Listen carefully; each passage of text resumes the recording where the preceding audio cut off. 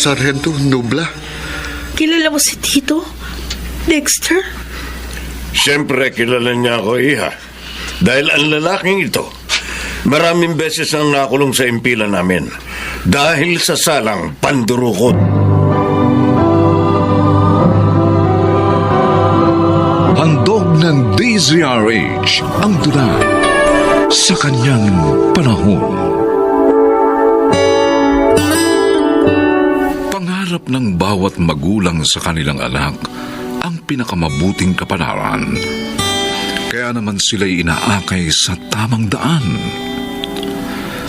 Mga kaibigan, narito po ang naging karanasan ni Mara sa ating tulang sa kanyang panahon. Akala ko hindi ka na darating, Mara. Pwede ba naman yun? Alam ko naghihintay ka dito sa park. Ang tagal mo kasi. Sorry. Hinintay ko pa kasi na makaalis si Mama sa bahay bago ako nagpunta dito. Alam mo naman, walang pasok ngayon. Kaya wala akong may dahilan sa kanya para lumabas ng bahay. Kahit kasi sa mga kaibigan ko, sinusubaybayan niya rin ako. Talagang ayaw sa akin ng mama mo. Mabuti pa kaya. Magtanan na lang tayo. Ha?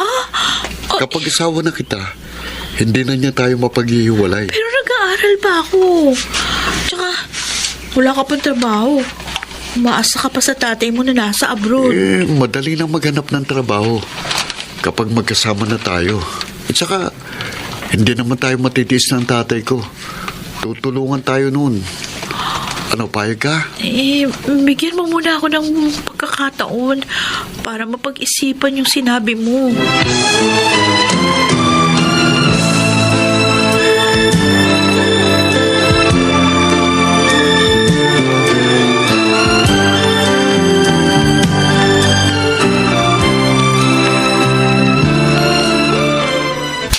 Sinungaling ka! Ma! Bakit naman kayo nanampal? Totoo naman yung sinabi ko. Galing dito ang best friend mo at hinahanap ka. Ha? Ngayon, buko ka na. Nakipagkita ka sa Dexter na yan, ano? Ha? Sumagot ka! Nag-usap lang naman kami. Di ba sinabi ko na sa'yo, layuan mo na ang lalaking yun! Wala ka magandang kinabukasan sa kanya. Ma, mabait naman si Dexter. Paimbabaw lang ang kabaitang ipinapakita niya sa'yo. Isa pa, wala siyang trabaho. Asa pa rin sa magulang kahit 23 na. Layuan mo na ang lalaking yun, Mara. Bata ka pa. Tapusin mo muna ang iyong pag-aaral. At makikita mo, higit pa sa Dexter na yon ang matatagpuan mo.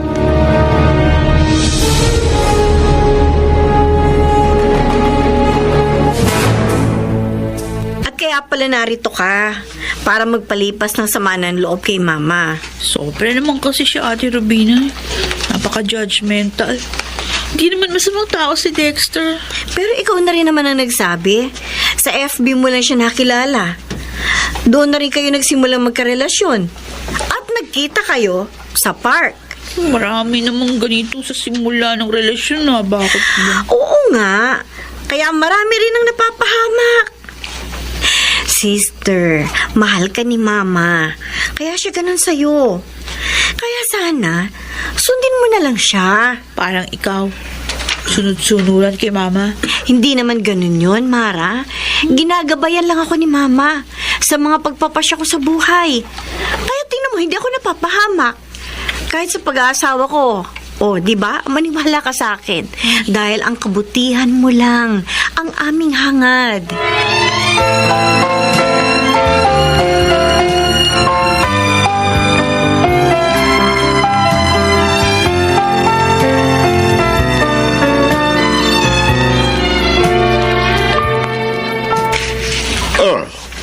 Napasal ka, Ori.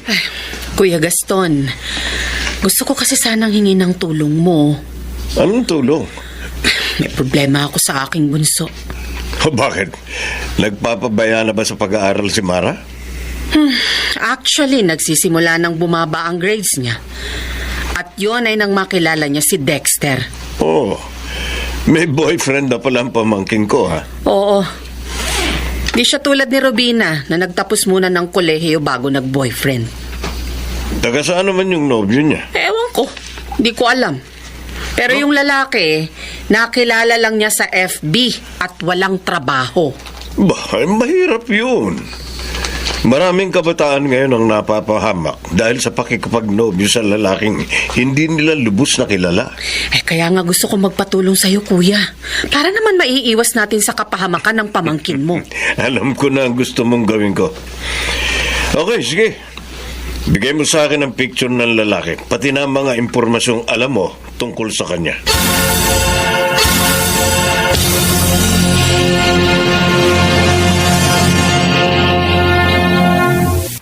Oh, ito pa inumin natin, Tix. Ayos. Ayos ka talaga, Dexter, ha? Bilib ako sa'yo. Di ka madamot. Lalo na kapag may malaki kang kita. Siyempre naman, sanggang dikit tayo eh. Ay, yung nga pulang siyota mo, kumusta na? Ha? Yung nakilala mo sa FB? Okay lang yun. Malapit ko na siyang makuha. Talaga? At kapag naging asawa ko na siya, pahinga na ako sa trabaho ko. Giginhawa na ako. Pero pare, di naman kaya siya magbago kapag nalaman niya yung trabaho mo. Pare, magaling akong umarte. At mahusay ding magtago ng sikreto. Kaya hindi niya malalaman yun. Hanggang sa maging asawa ko na siya. Swerte mo talaga, pare, ha? Sana all. Dali lang yan. Humanap ka ng mabobola mo sa FB. At makikita mo, makakasibat ka rin sa trabaho natin. Ibig mo bang sabihin hindi mo talaga mahal si Mara? Ginagamit mo lang? Wala sa akin yung pagmamahal. Ang importante sa akin ay ang magiging pakinabang ko. Yun.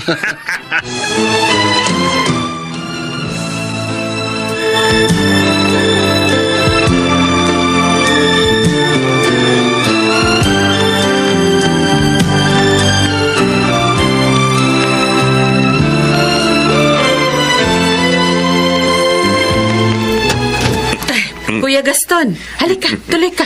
Salamat. Ring. Maupo ka. Naparito ako dahil sa hiningi mong tulong sa akin. Nakapag-imbestiga ka na, kuya? Kumusta? Anong resulta? Tama ang kutob mo, Ring. Ha? Hindi nga mapapabuti ang pamangking ko sa nobyo niya ngayon. Ano bang natuklasan mo? Sabihin mo na sa akin. At pagkatapos, sasabihin natin ito kay Mara.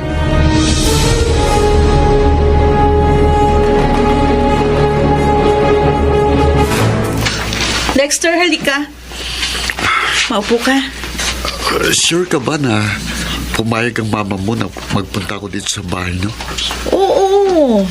Siya talaga nagsabi. Kasi nung hulay kong nagpunta rito, sinabi niyang layuan kita. Dahil nga naalaman niyang 23 na ako pero wala pa rin akong trabaho.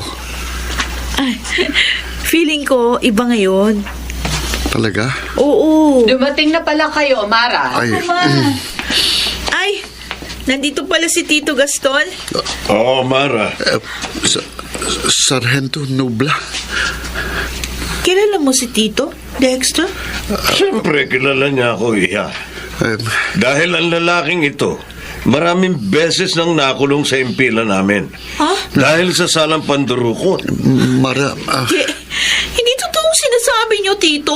Hindi totoo yan. Bakit hindi mo tanungin si Dexter? Kaya kong patunayan ang sinabi ko, Iha. May record sa amin ng sinungaling na to. Nasa abroad daw ang magulang. Niloloko ka lang niya, pamangkin. Dexter, sabihin mo hindi totoo ang sinabi ng tito ko. Sabihin mo! Sorry, Mara. Walang iya ka? Mara. Minahal kita. Bibiktimahin mo lang pala ako. Lumayas ka dito. Lumayas ka!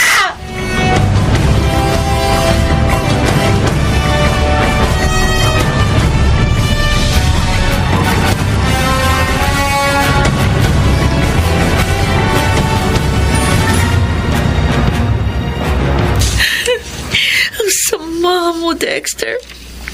Hindi kita dapat minahal. Mara? Ate Rubina, Ate. Sinabi sa akin ni Mama ang nangyari nung tumawag siya sa akin kanina. Kaya nagpunta na ako dito kaagad sa'yo. Nag-background check pala si Mama kay Dexter sa tulong ni Tito Gaston. At dahil namukha niya si Dexter, tinignan niya yung police files nila. At doon niya natuklasan na snatcher pala si Dexter. Na hindi totoong nasa abroad ang magulang niya. Na siya lang ang inaasahan na. Sinungaling ang lalaking yun. Kalimutan mo na siya. Pasalamat ka na rin na hindi niya nakuha ang pagkababae mo.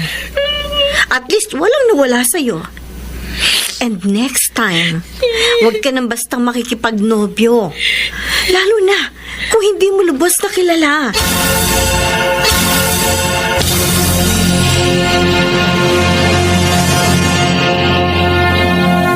Kuya Gaston, Oh, narin ba si Ate Adelpha? namalengke ang hipag mo, Oring. Ay. Pero malamang parating na yun. Kanina pa umalis eh. Hintayin mo na. Sige. Dala ko na kasi yung order niyang alahas. Oy, binilil nga niyang darating ka eh. Teka, kumusta na si Mara? Ayun, mas okay na siya ngayon, kuya. Hindi ko na nakikitang umiiyak. At mas nag-aaral na. Humingi na rin siya ng tawad sa akin sa mga nagawa niya. Salamat naman. Sana'y maging aral na sa kanya nangyari. Ang akala lang kasi ng ibang kabataan, hinihigpitan sila ng mga magulang nila. Hindi lang nila nauunawaan na iniingatan lang natin sila. Tama. Tulad ng ginawa mo kay Mara.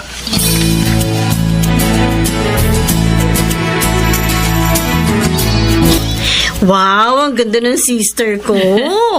Bagay sa yung dress mo, ha? Thank you, Ate Rubina. O, saan naman ang punta mo niyan? Papasok na siya sa office, anak. After graduation kasi, nag-apply na siya agad ng trabaho. At ayun, natanggap naman siya agad. Talaga? May trabaho ka na? Oo, ate. Magagamit ko na yung kurso ko. Ngayon na nga ako magsisimula. Ay, congratulations! Thank you. Mabuti na lang, nailigtas ako ni Mama at Tito Gaston kay Dexter. Hindi ako napahamak. Ngayon, tanaw ko na ang maganda kong kinabukasan.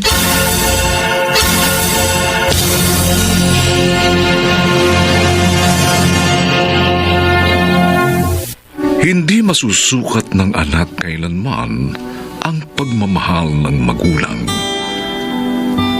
Kaya sana ito'y huwag baliwalain lamang upang mapabuti ang buhay sa kanyang panahon.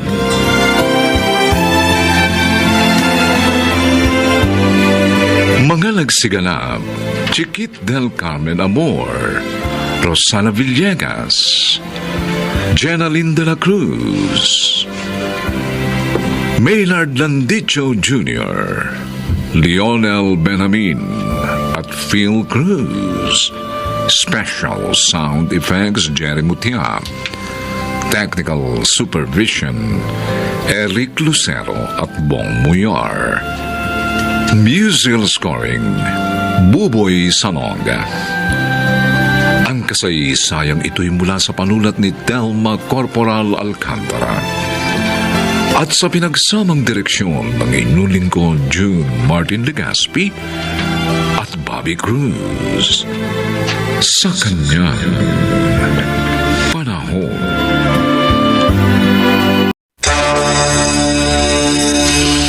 Bakit ka ba nakikalam sa akin? Ampun ka lang naman ni na tita. Ako ang kadugo. Oo, ampun nga lang ako. Pero ako naman ang tunay na nagmamahal at nagmamalasakit sa kanila. Hindi tulad mo. Kadugo ka nga, pero anong klase? Kadugong perwiso. Nagbibigay ng problema, lalo na kay inay.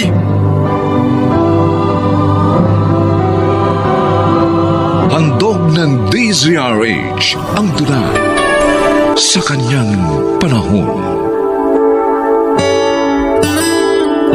Makakaya pa bang harapin ng tao ang buhay kung pakiramdam niya siya'y nag-iisa na lamang?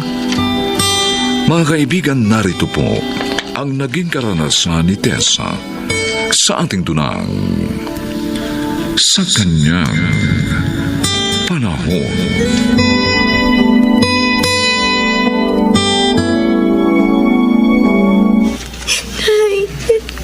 Ate! Bakit niyo naman ako iniwan?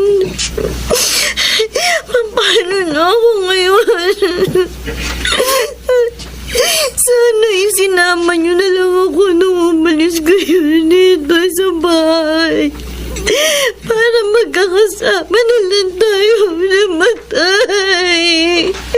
Tessa. Dinalang kita ng sopas sa tinapay, pamangkin. Eto, kumain ka. Ayoko pong kumain. Tito Ophelia. Pero kahapon ka pa hindi kumakain. Baka kumapano ka na niyan. Lang nanay, tatay at ate mo, Tessa. Oo, Jane. Pasensya na ha. Hindi kami nakarating sa libing. Okay lang yun. Di bale, tutulungan ka na lang namin ni Nico para maging masaya. Oh, tama. Para makalimutan mong masakit na nangyari sa buhay mo. Mahirap kong makalimutan yun. Hindi ko nga alam kung makakaya ko pa mabuhay. Kaya mo yan. Oo nga. Tutulungan ka namin ni Jane. Oo, tama yan. Oh, tulad ngayon, sumama ka sa amin. Mamamasyal tayo para maging masaya ka.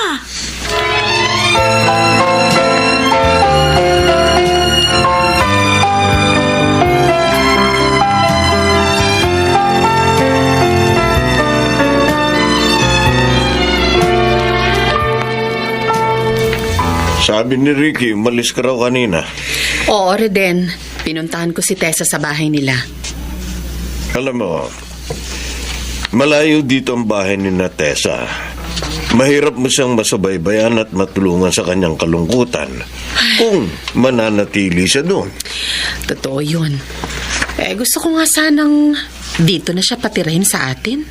Iyan talaga ang sasabihin ko sa iyo, Ophelia. Ibenta mo na lang ang bahay nila. Gamitin na lang ni Tessa yun sa kanyang pag-aaral sa kolehiyo. Bakit nga ba hindi? Tama. Yun ang gagawin ko para makasama na natin dito ang pamangkin ko at mabawasan na ang lungkot niya. Masakit talaga nangyari kay Tessa. 3 mahal niya sa buhay ang kinuha sa kanya na sabay-sabay. Kaya dapat lalo nating ipadama sa kanya ang ating pagdamay at pagmamahal. At bilang asawa mo, handa kitang tulungan.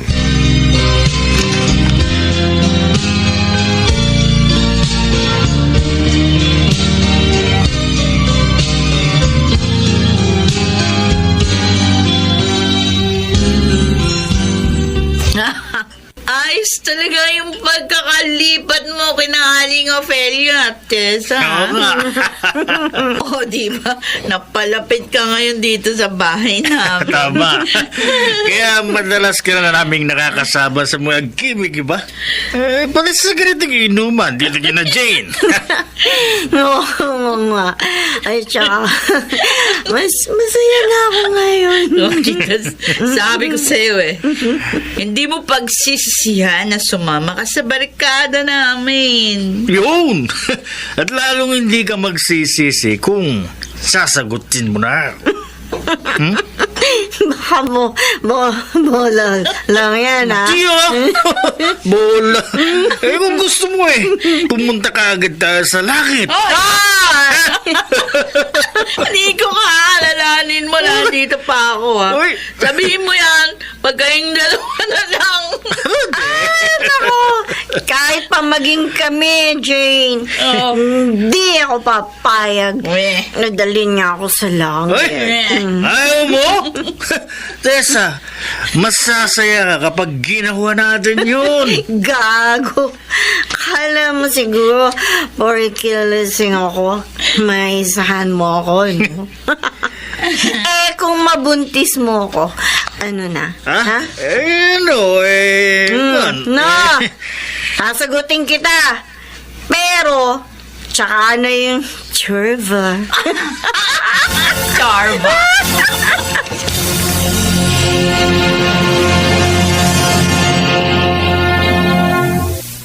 May binili po akong pagkain para mapagsaluhan natin ni Itay.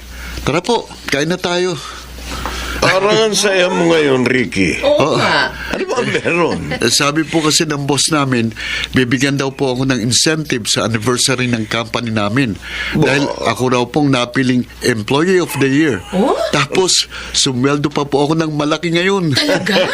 Bakit anak? Marami po akong overtime eh. Kaya nga po bumili ako ng masarap na pagkain para sa atin. Di kumain na kayo. Malamang gutom ka na niyan. Gusto po, sabay-sabay na po tayo eh.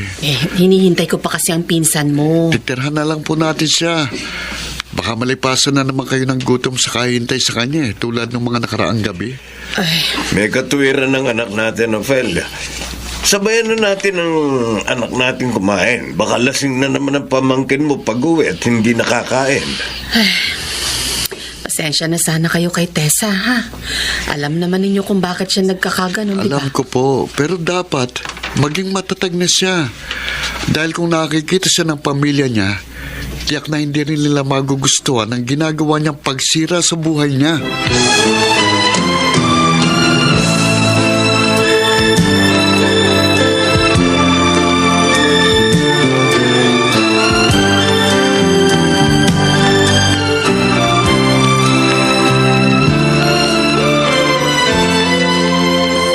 Ophelia, nakita ko kanina si Tessa. Kasama niya si Jane. Nagiinuman sila at may kasamang mga lalaki. Ano? Nag-aalala ako para sa kanya. Baka mapahamak siya dahil sa ginagawa niya. Naku, ang batang yun talaga, oo. Mali na nga ang kanyang paglalasing. Nakikipag-inuman pa sa mga lalaki. Baka mapagsamantalahan siya ng hindi niya nalalaman. Ano pa bang dapat kong gawin sa pamangkin ko? Lagi ko naman siyang pinangangaralan. Pero parang walang bisa sa kanyang lahat ng sinasabi ko. Isama natin siya sa ating dalangin sa Diyos, Ophelia. Para mapagtagumpayan niya ang labis na pangungulila sa kanyang kapatid at mga magulang.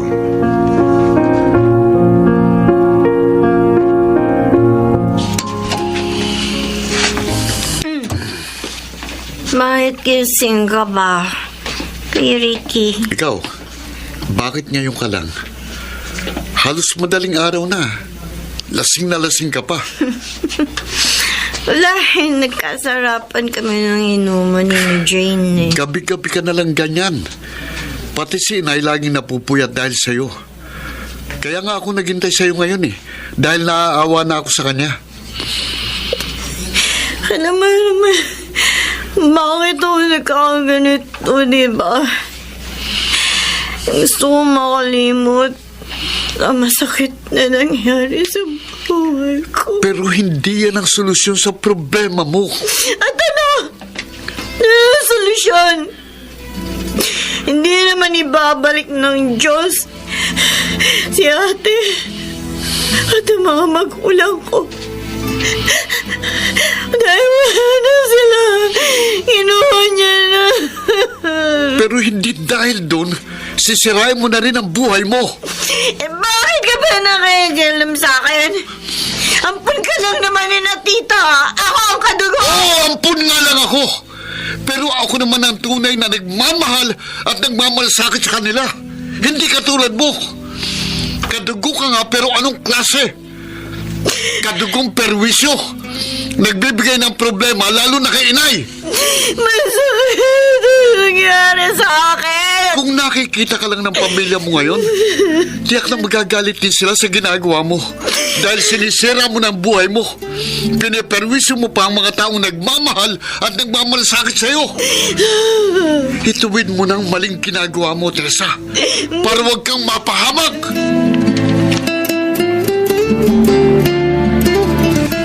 Saan ka mo nagpunta ang pamangkin mo? Sa bake shop? Oo, Reden. Ngayon daw ang simula ng kanyang trabaho doon. Mabuti naman at naisip niya magtrabaho. Sa ganung paraan, malilibang na siya. malalayo pa sa maling barkada at kikita pa siya. May palagay ako na natauhan si Tessa sa mga sinabi sa kanya ni Ricky. Narinig ko kasi ang pag-uusap nila nung isang madaling araw. Sana nga. Sana ito na ang maging simula ng kanyang pagbabago.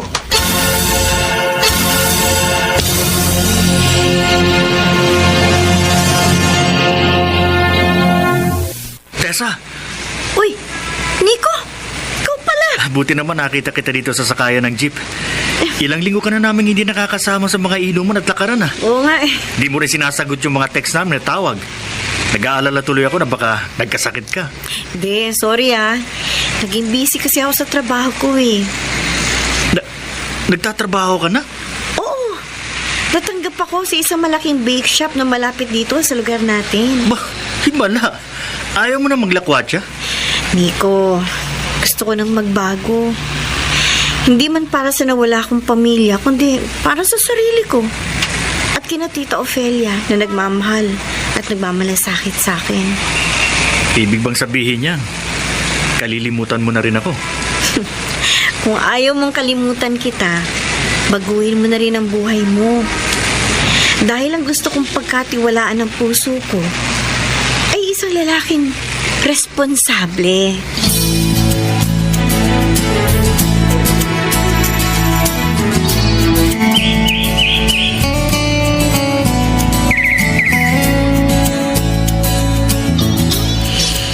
Wow! Ang ganda nitong napili mong beach, pinsan. Buti, dito mo naisipang i-celebrate ang birthday mo.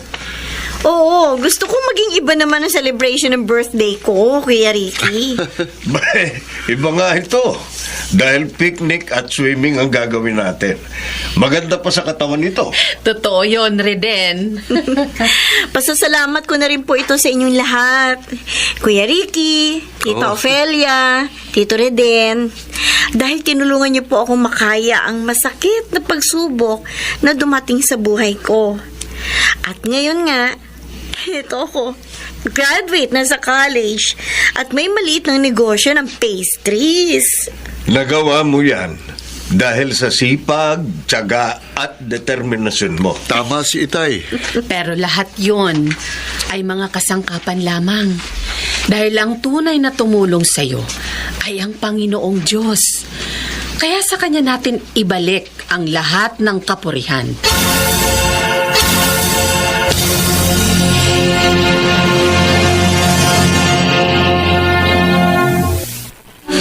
Walang matamis na kabiguan. Lahat ito ay may dulot na kapaitan. Ngunit kung ito'y mapagtatagumpayan lamang, makakamit pa rin ang kaligayahan sa kanyang panahon.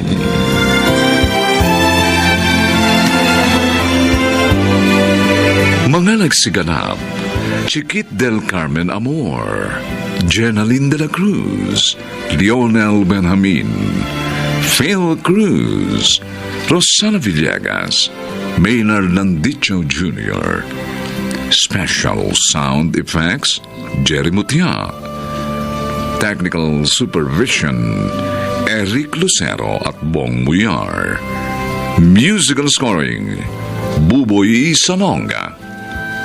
Ang kasaysayang ito'y mula sa panulat ni Telma Corporal Alcantara.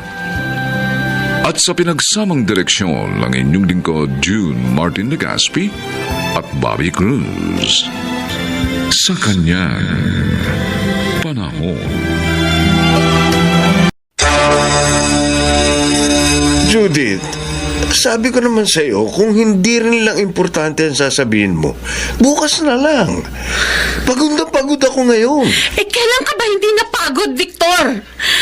Bigyan mo naman ang panahon ng pag-uusap natin. Para sa atin ang pagsisipag ko. Para mabigyan ko kayo ng magandang buhay ng anak natin. Mahirap bang unawain nyo? Nauunawaan ko. Pero kailangan mo ring malaman ang mga problema sa bahay na ito dahil ikaw ang padre ni pamilya.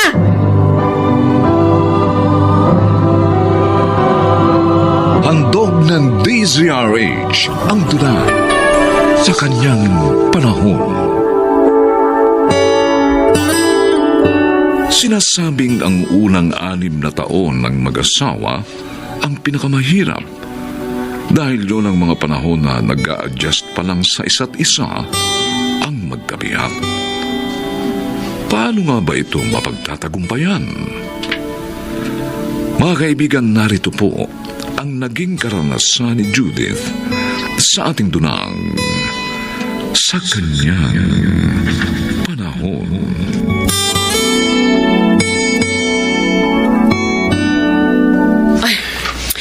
Salamat naman at tapos ko nang linisin ang kwarto namin ni Victor.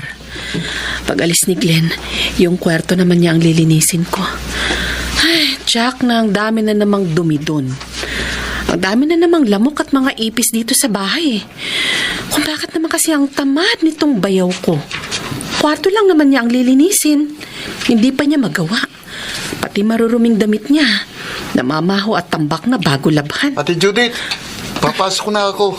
O sige, Glenn, mag-ingat ka. Mag-aaral lang mabuti. Don't worry, ate. Ginagawa ko yan. Sige, bye. Sige. Ayun, umalis na siya. Makapunta na nga sa kwarto niya para makapaglinis na dun.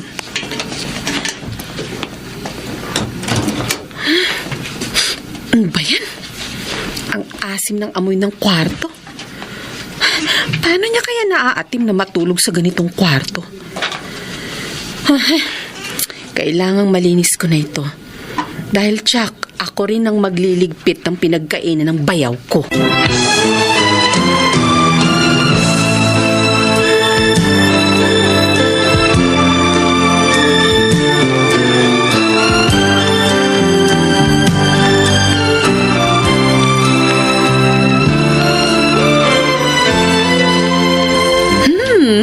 Mukhang ang sarap nitong dala mong cake, Juliet. Siyempre, masarap yan. Ako yata ang nag-bake. Thanks, ha? Oy, sandali. Patitikimin naman kita ng ginawa kong salad. Uy, sige, gusto ko yan. Wait lang, ha? Oo. Baho mo naman. Amoy sigarilyo. Eh, wala naman nakasinding sigarilyo dito, ha? At saka ang alam ko, hindi naninigarilyo sina Judith at Victor. Ay, kaya naman pala mabaho eh. Ang daming upos ng sigarilyo dito sa ashtray. Ano ba yan? Juliet! Oh, heto na ang ginawa kong chicken salad. Friend, sinong naninigarilyo sa inyo? Ha? Ang dami kasing upos ng sigarilyo sa ashtray, oh. Ay, naku, pasensya na. Hindi ko pa pala naitatapon yan. Naku, sa bayaw ko yan, si Glenn. Ang lakas kasing manigarilyo nun. 20 pa lang. 20 pa lang? Eh, di wala pang trabaho yun. Oo, pinag-aaral pa siya ni Victor. Mahigit 1 taon pa bago siya makagraduate sa college. Ang galing naman niya. Wala pang sariling pera, may bisyo, no? Huhulaan ko, Judith. Siguro tamad yun, ano? Hindi mo lang makatulong sa mga gawain sa bahay. Ang galing mo naman. Bakit mo alam? Dahil marami na po ako nakitang ganyan mga estudyante ngayon. Ay, okay lang naman sana kung hindi siya tumulong sa mga gawain dito sa bahay. Ang gusto ko lang naman sana linisin naman niya ang kwarto niya at ligpitin ang pinagkainan niya. Dahil alam mo ba, madalas, siya naman ang huling kumakain sa aming lahat. Ay, naku, Judith. Alin, kung ako naging hipag niya, dadakdakan ko siya ng umaatikabo. Hindi ubra sa akin na ganyan ugali.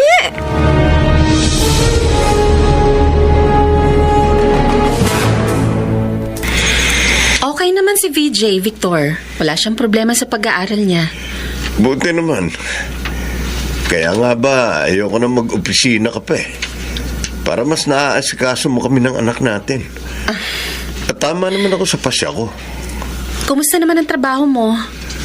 As usual, maraming gawa. Kaya lalo akong nagsisipag eh. Alam mo Han, may hinahabol akong promotion. Pag nakuha ko yun, lalong lalaki ang kita ko. Victor, Oh, may gusto sana akong sabihin sa'yo. pwede ba bukas na lang yan, Juliet, kung ano man yun? Masakit ang ulo ko eh. Gusto ko na matulog.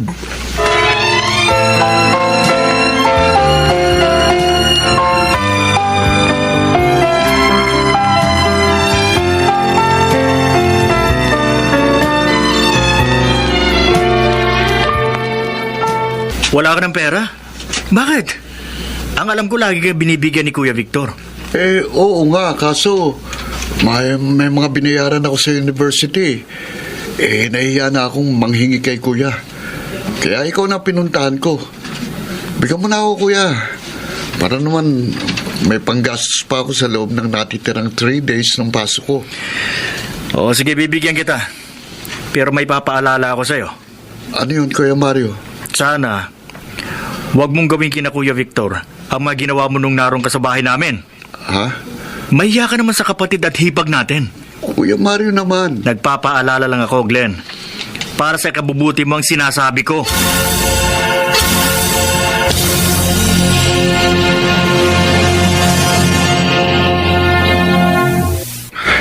Hi, Ate Judith. Oh, maaga ka yata ngayon, Glenn. Oo, ate. Wala kami sa last subject eh.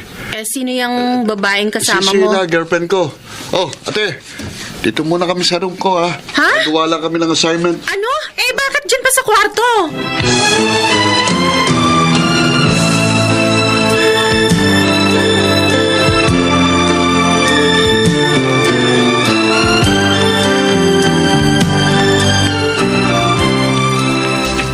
Ay, naku anak. Masaya ako't dinalaw mo ko. Nagkita tayo. At nakita ko rin ang aking apo na si VJ. Kaya lang ikaw parang hindi ka naman yata masaya. Masaya naman po ako, Nay. Oy, bakit parang matamlay ka? May problema po kasi ako. Manugang ko ba? Aba, dapat pag-usapan nyo yan ng mahinahon at maayos. 6 na taon pa lang kayong mag-asawa. Ganyan na. Hindi naman po si Victor ang problema eh. Ang bayaw ko po, si Glenn. Yung nakatira sa inyong pinag-aaral ng asawa mo. Opo. O bakit? Ano bang problema mo sa kanya?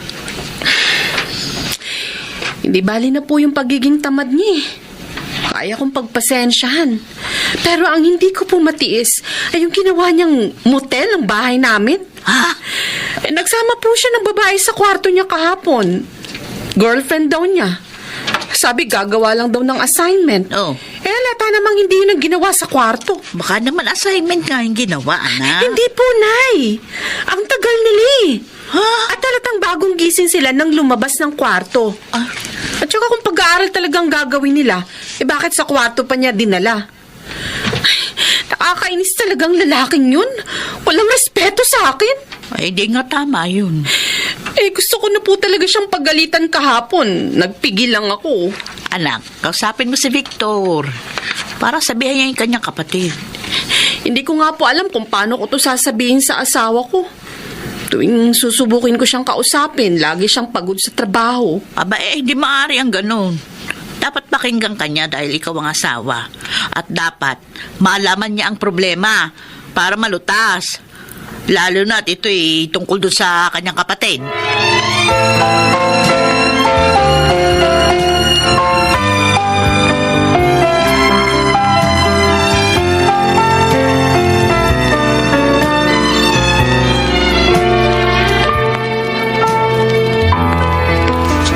Judith, sabi ko naman sa iyo, kung hindi rin lang importante sasabihin mo, bukas na lang.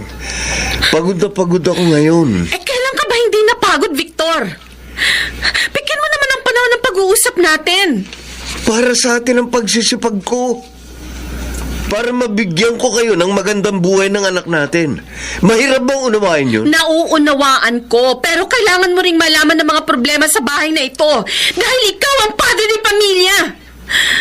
Victor, hindi ko kailangan ng maraming salapi. Kung hindi naman ako nire-respeto ng mga kasama ko. Ano ba ibig mo sabihin? Diretsuin mo na. Si Glenn, kaya kong tiisin ang pagiging tamad niya eh. Ang pagiging burara. Pero ang hindi ko talaga matitiis ay ang gawin niyang motel itong bahay natin. Kahit na narito ako. Ginawa yun ng kapatid ko? Oo. Pinag-aaral mo tapos ganyan ang gagawin. Walang respeto. Kausapin mo siya, ha? Ikaw ang higit na dapat magsalita sa kanya dahil ikaw ang kapatid niyang panganay.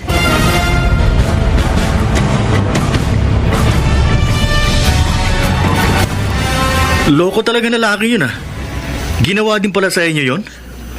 Ibig mo sabihin, Mario, dati na niyang ginagawa magdala ng babae sa bahay? Oo, Kuya Victor. 2 babae ang dinala niya sa amin. Kaya nga nag-away sila ng asawa ko eh. Bakit naman hindi mo sinabi sa akin agad? Sorry Kuya. Nag-alala kasi ako eh. Na baka hindi mo tanggapin si Glenn pag nalaman mo. Ayaw na nga ng asawa ko na nasa bahay siya. Pero kinausap ko siya. Sinabihan ko na wag mo nang ulitin yun. Sumusobra na ang lalaking yun. Dapat nang matigil ang kanyang kalokohan.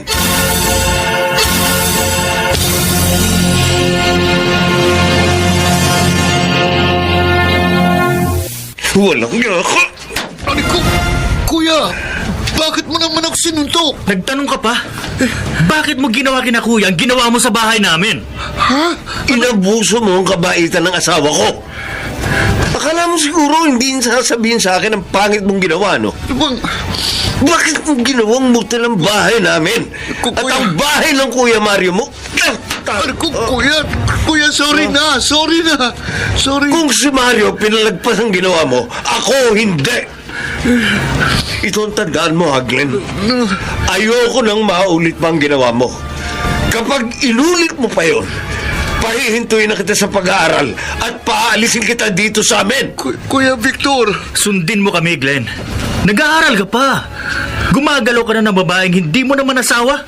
Paano kung mabuntis mo yun? Hindi ka nakapagtapos. Hindi ka na nahiya sa asawa ko?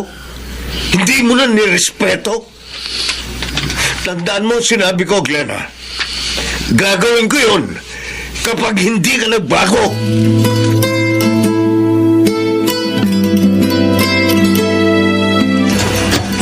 Ay, kayo po pala, Nanay Elang. Glenn, nariyan ba si Judith? Opo, puntahan nyo na lang sa loob. Ah. Papasok na ako sa university. Sige. Sige po. Oo, sige. Kayo pa lang dumating, Nay. Oo, anak. Pinapasok na ako nung bayaw mo. Papasok na raw siya sa eskwela. Anak, kumusta na siya? Nagbago na po siya, Inay. Hindi na po siya tamad ngayon. At lalong hindi na rin siya nagdadala ng babae rito. At ang nakakatuwa pa po, humingi po siya ng dispensa sa akin dahil sa kanyang ginawa. Sabi ko na sa'yo eh. Dapat talaga kahit na anong problema, pag-usapan ninyong mag-asawa. Hindi yun, wala na kayong panahong mag-usap. O di ngayon, tahimik na ang inyong tahanan.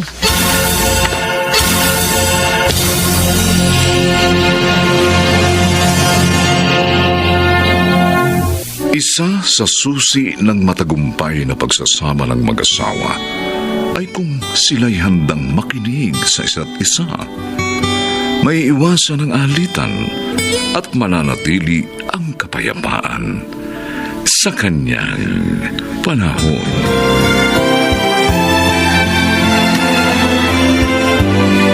Mga nagsiganap, Jeneline de la Cruz, Rosana Villegas, Lionel Benjamin, Maynard Landicho Jr., Phil Cruz, at Chiquit del Carmen Amor. Special Sound Effects, Jerry Mutia. Technical Supervision, Eric Lucero at Bong Muyar. Musical Scoring, Buboy Salonga. Ang kasaysayang ito'y mula sa panulat ni Telma Corporal Alcantara. At sa pinagsamang direksyon ng inyong lingkod June Martin Legaspi at Bobby Cruz. Sa kanyang panahon. Ang husay mo talaga, Emilio. May parausa ka na, may alilat pala bigasan pa. Ikaw na ang maging gwapo, Gabino. Paano kung magalit na sa'yo si Leonora at hiwalayan ka?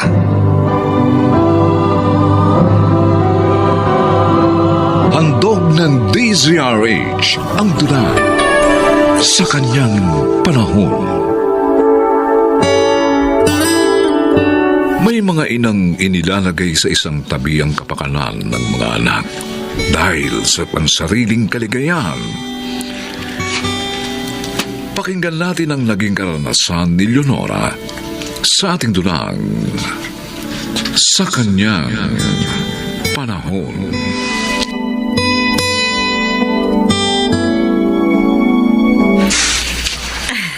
Nagustuhan mo ba ang luto ko, Emilio? Oo naman, mahal. Ang sarap. Pero siyempre, ikaw ang gusto ko. Oh, ikaw talaga. Lagi mo na lang akong binubola. Totoo ang sinasabi ko, Leonora. Gusto ko nga sana magsama na tayong dalawa. Para dito ka na lang titira sa bahay ko. At kahit anong oras, pwede kitang lambingin. Ikaw talaga. Gusto mo nang magsama na tayo? Oo, sabi mahal. Kaya kunin mo ng lahat ng mga gamit mo sa inyo. Dito ka na sa piling ko. Kaya lang, ang bunso kong anak baka hindi siya sumama sa akin. Hindi, iwan mo na lang siya kay Aling Tendeng. Kasi hindi ko naman siya kayang buhayin. Ikaw lang ang kaya ko.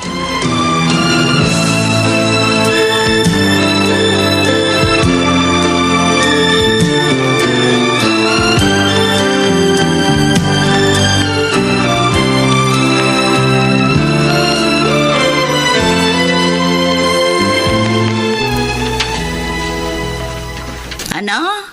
Makikisama ka na kay Emilio? Opo, inay. Yan po yung napagkasundoan namin. Pero inay, ayaw ko po kay Mang Emilio. Hindi mo naman siya makakasama, Rhea. Dahil iiwan kita rito sa lola tinding mo. Po? Pero nay... Pupuntahan na lang kita rito 2 beses sa isang linggo at ibibigay ko rin ang mga kailangan mo. Anak, duda ako sa lalaking yun. Baka niloloko ka lang niya. Inay naman, bakit niyo naman nasabi yan? O kung talagang mahal ka niya, nung pakakasalang ka. At sisikapin niyang buhayin kayo nitong apo ko. Biyuda ka naman. At matandang binataan naman siya. Sobra naman kayong humatol. Oh, Mahal ho ako ni Emilio. Mapatutunayan ko rin yan sa inyo balang araw.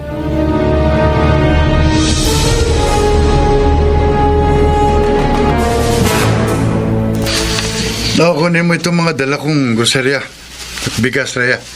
Dalhin mo sa kusina, ha? Opo, Chong. Dito na po muna kayo. salamat sa mga dala mo, Pipito. Alam mo ko, Nay, na iniwan na po sa inyo ni Leonora si Rhea. Ay, oo, anak. At tanging maliit na tindahan ko lang ang inaasahan namin ng pamangkin mo. Noong una, nakakapagbigay para kay Rhea ang bunso mong kapatid. Pero nitong mga nakaraang linggo, nagkukulang na. Baka ho siya na ang bumubuhay sa kinakasama niya. Babae yun talaga, oh. Matanda na. Pabigla-bigla pa ng pasya. Ang iniisip ko ngayon, paano yung pag-aaral ng pamangkin mo? Kapag nagtagal pa ng pakikisama sa lalaking yung si Leonora.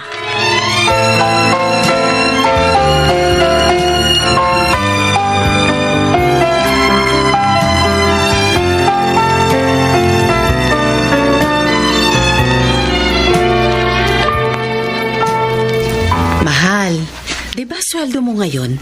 Oo, mahal kaya lang, pasensya na. Kulang tong pera ko. Ha? Kulang na naman? Paano naman kasi inutang ni paring Melchor dahil may sakit daw yung kanyang asawa. Nung nakaraang sahod mo, ang kumparing Gabino mo ang nangutang sa'yo. Ngayon naman yung Melchor. Pasensya ka na, Leonora. Kawawa naman mga kaibigan ko kung hindi ko sila tutulungan. Marami kasi tayong dapat bayaran. May mga dapat pang bilhin dito sa bahay. Tapos, kailangan ko pang bigyan ng anak ko. Tsaka mo na lang bigyan yung anak mo. Unahin mo na lang yung mga pangangailangan natin. Total naman, nakatira sa nanay mo ang bunso mong anak.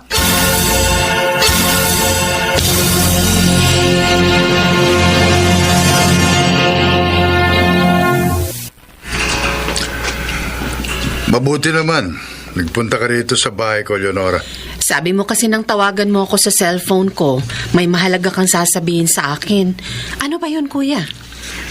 Hindi naman sa pinakikialaman kita sa pakikisama mo doon sa Emilio na yon, ano? Ha?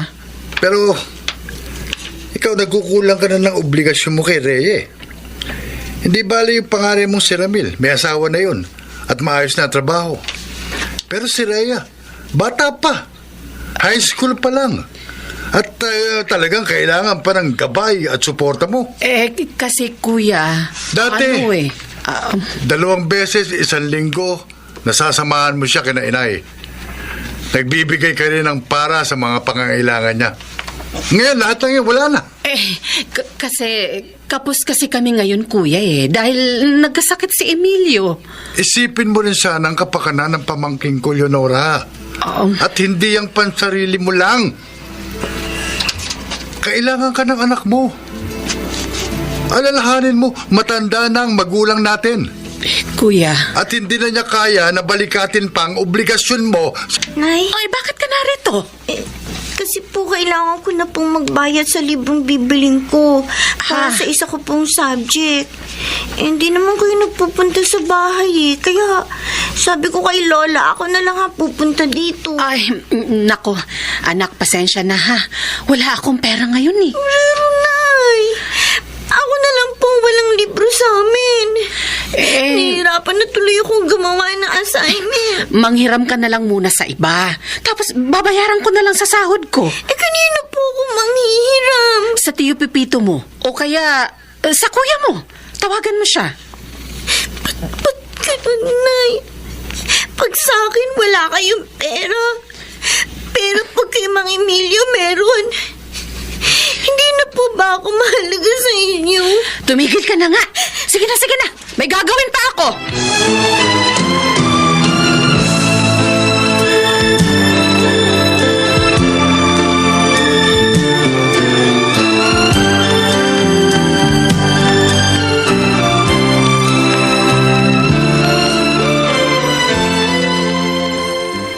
Pambihira naman si Leonora, oo. Nahumaling na siya ng husto sa kinakasama niya. Pinabayaan na niya pati mga pangangailangan ng anak niya. Nakalimutan na po ako ni Inay. Si Mang Emilio na lang ang mahal niya. Hindi naman siguro, Apo.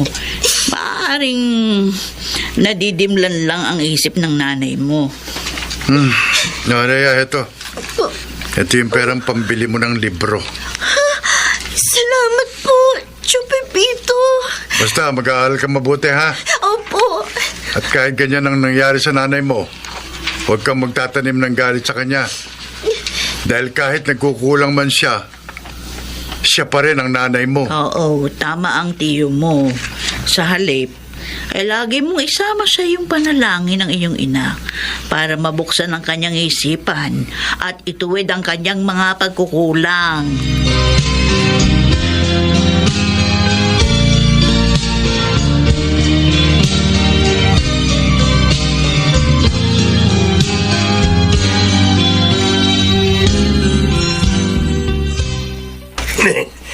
Bilib talaga ako sa'yo, paring Emilio.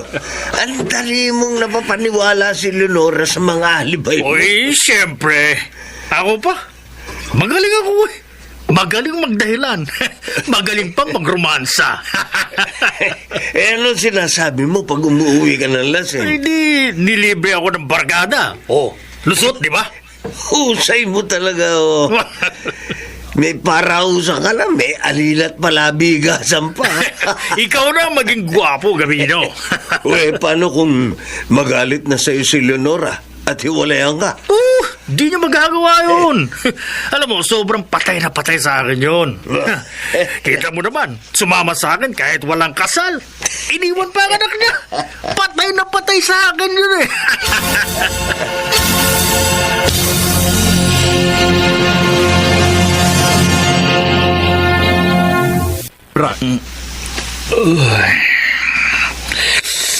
Aray ko.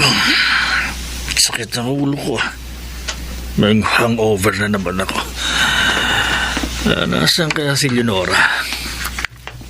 Mahal! Mahal, pagtimpla mo ako ng kape.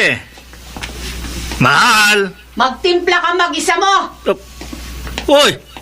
Bakit umagang-umaga galit ka? Wala naman ako kasalanan sa'yo Manluloko! Bakit mo ako sinampal? Kulang pang kabayaran niya sa mga panloloko mo sa akin! Ano? Walang iya ka. Pati anak ko pinabayaan ko dahil sa pagmamahal ko sa'yo. Dahil akala ko mahal mo rin ako. Yung pala Lola, pinaibig mo lang ako para sa mga pangangailangan mo. Walang iya ka. Teka. Sino na naman nagsabi sa'yo ng kasinungalingang yan? Sabihin mo nga! Bubugbugin ko sa harap mo! Tigilan mo na ang pagsisinungaling mo!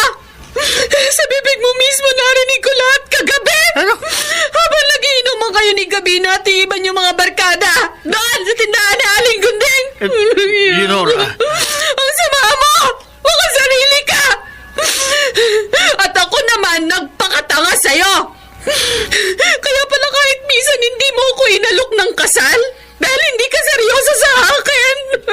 Leonora, magpapaliwanag ako. Tama na! Ayoko na! Itutuwid ko na lang ang katangahan ko! Maghiwalay na tayo!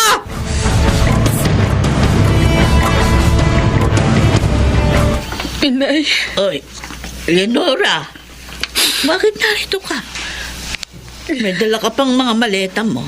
Lola Tinding, magpapaalam po sana ako sa inyo. Magtitinda po ako ng kakanin mamayang hapon.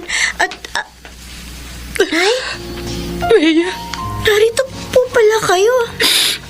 anak, patawarin mo ako. Napabayaan kita dahil sa pansarili kong kaligayahan. Ay, Ibig bang sabihin yan, anak, natauhan ka na. Opo, inay. Hiniwalayan ko na po si Emilio. Nalaman ko na niloloko lang pala niya ako. Kaya lumayas na ako sa bahay niya. Nay, sana mapatawad niyo ako ni Rhea. Lola, dininig na po ng Diyos ang panalangin ko.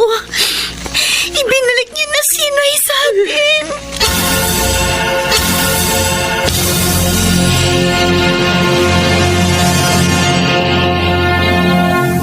Ang tao ay dapat na maging maingat sa pagpili ng mamahalin upang di masaktan ang kanyang damdamin sa kanyang panahon.